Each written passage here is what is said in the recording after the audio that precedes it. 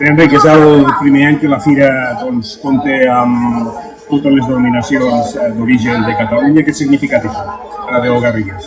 Està bé, nosaltres tenim molt bona relació tots, ja fa molts anys que treballem tots i anem junts a molts llocs. El 5 d'agost mai hem tingut competència, al contrari, sempre hem treballat conjunts perquè al final el que pensem nosaltres és que cada debò el que demostra és una diversitat de varietats, de gustos d'oli, d'altíssima qualitat i que anem molt millor junts que no pas separats. Això ja és una cosa d'ara.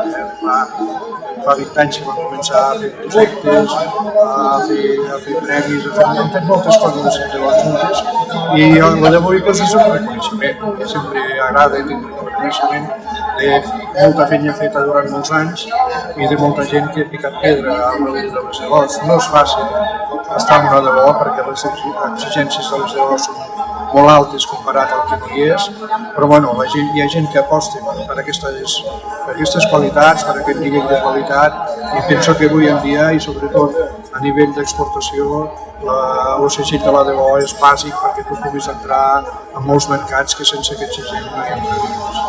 Ara que ja ha dit vostè el tema dels mercats, i aquesta última setmana hi ha hagut molta atenció amb el tema de l'entrada de la Unió Europea amb l'obertura de Mercosur.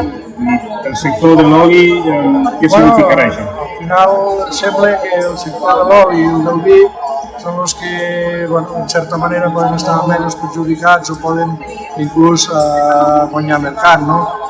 A veure, el que sí que està clar que molts sectors de l'agricultura patiran molt, això està clar, hi haurà molta gent que haurà de plegar perquè no serà impossible competir. I a nivell d'oli, se'ns obre un mercat que veurem també, que nosaltres optem una mica del tema del nivell adquisitiu que és el nivell, perquè clar, el que no podem fer nosaltres és anar a vendre oli per 4 duros, això sí que és impossible, els costos que tenim i tot el que tenim fa que el preu de l'oli hagi de ser més alt perquè si no no es podem guanyar la vida. No sé, crec que s'ha de veure, s'ha d'esperar. Una de les coses positives és la protecció dels noms de les denominacions d'origen, penso que això està molt bé, perquè si no, ja veiem el que ha passat amb el parmesà als Estats Units i aquí com a mínim se protegeixen que no hi pugui haver plagis dels noms de les denominacions d'origen. Penso que això és molt positiu. Veurem com anirà, veurem com s'ha d'esperar una mica per veure com evoluciona tot. I aquest any a la Fira els preus més o menys s'han contingut una mica? Sí, estan més o menys com l'any passat, potser una mica més baixos, entre 35 euros i 42 euros potser la garrafa de 5 litres. El que sí que està clar que l'oli pels productors, si no està entre 7 o 8 euros el litre, ha patit. O sigui, pel davall dels 7 euros ja ha patit molt perquè els costos s'han doblat. 2 o 3 anys s'han doblat tots els costos i cada vegada menys gent, i això vol dir que cada vegada és més difícil.